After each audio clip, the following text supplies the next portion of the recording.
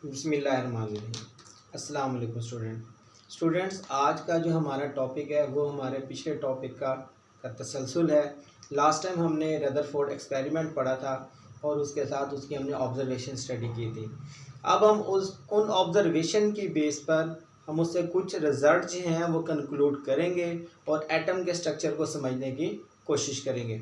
सबसे पहले तो ये कि उसका एक ऑब्जर्वेशन का एक पॉइंट था कि most of the particles pass through the gold foil undeflected. तो मतलब ये हुआ कि जो अल्फा पार्टिकल्स थे, ज़्यादातर अल्फा पार्टिकल्स उसमें से एटम में से बगैर मुड़े गुजर गए। तो मतलब ये हुआ कि एटम का ज़्यादातर हिस्सा खाली है।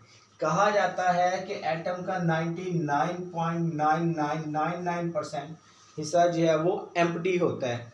तो एक जो है एक ऑब्जर्वेशन में एक रिसर्च पढ़ रहा था कि अगर हम तमाम इंसानों को, मतलब कि जो एटम की स्पेस को रिमूव करके तमाम इंसानों को एक शुगर क्यूब, जैसे आप चीनी का क्रिस्टल देखते हैं, इतने जो है क्रिस्टल के अंदर तमाम इंसान पैक हो सकते हैं अगर हम एटम के इस 99.999% हिस्से को कवर कर लें। तो मतलब एटम का साइज जो है वो इतना खाली है।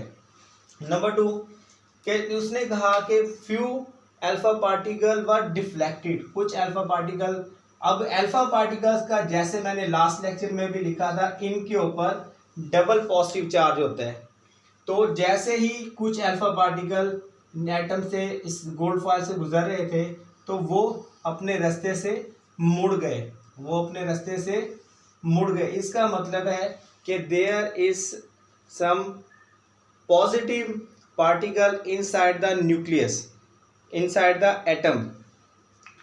उसका कहने का मतलब ये है कि जब कुछ अल्फा पार्टिकल इस न्यूक्लियस के करीब से गुजरे तो वो अपने जो है रास्ते से मुड़ गए। इसका मतलब क्या था कि जी कुछ जो पॉजिटिव है उसको पॉजिटिव ने ही रिपेल किया, इसलिए वो अपने रास्ते से डेविएट हुए।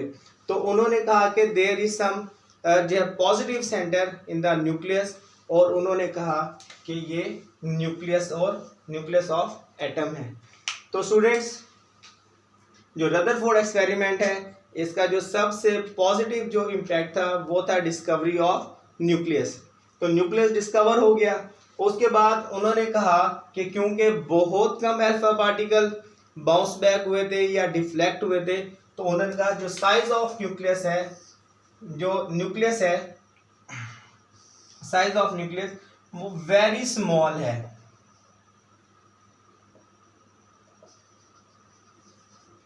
Very small as compare to total size of atom.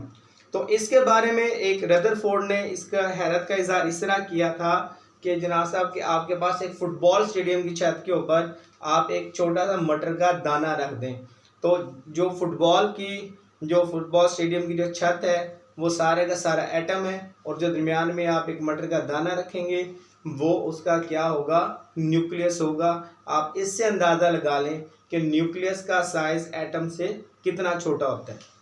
फिर जैसे कि उसमें पढ़ा था कि फ्यू वर बाउंस बैक, कुछ अल्फा पार्टिकल अपने ही रास्ते पर मुड़कर वापस आ गए। तो मुड़कर वापस क्यों आ गए? दरमियान में कुछ सख्त चीज़ थी जो उनसे भी बहुत भारी थी। तो उससे हमें न्यूक्लियस की नेचर का अंदाज़ा हो गया कि nucleus is very dense and hard.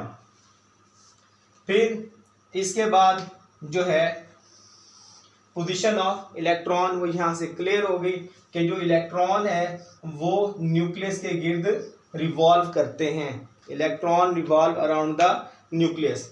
और उसके बाद जितने किसी भी एटम के पास इलेक्ट्रॉन्स होते हैं उतने ही प्रोटॉन्स होते हैं।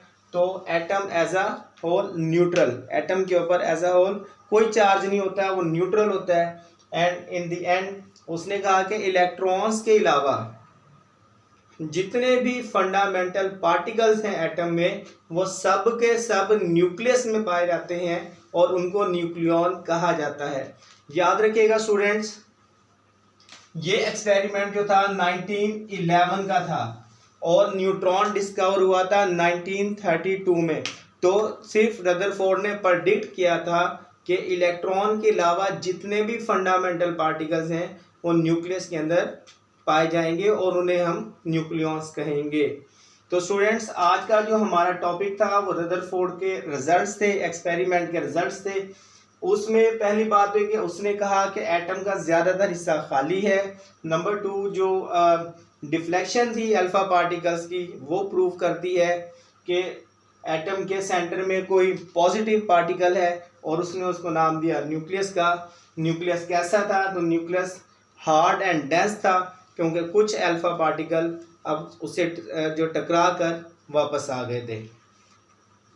फिर न्यूक्लियस का साइज कितना था? तो न्यूक्लियस का size very small as compare to total size of an atom, तो वो तकरीबन बनता है 10⁻⁻15 मीटर, जबकि एक एटम का जो साइज होता है वो तकरीबन 10⁻⁻10 मीटर के करीब होता है। तो यहाँ से अंदाज़ा लगा लें ये एक एटम का साइज है और ये न्यूक्लियस का साइज है कि न्यूक्लियस का साइज एटम के मुकाबले में कितना स्मॉल है।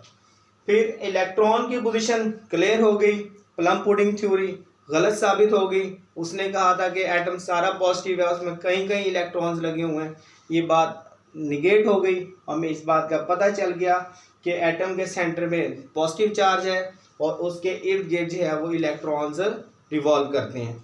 और इसी मॉडल ऑफ एटम को जो रदरफोर्ड ने प्रेजेंट किया था उसको कहा जाता है planetary model of an atom. तो स्टूडेंट्स इसको एज अ लॉन्ग क्वेश्चन याद करें कि 2015-2019 में एज अ लॉन्ग क्वेश्चन आ चुका है। Thank you boys.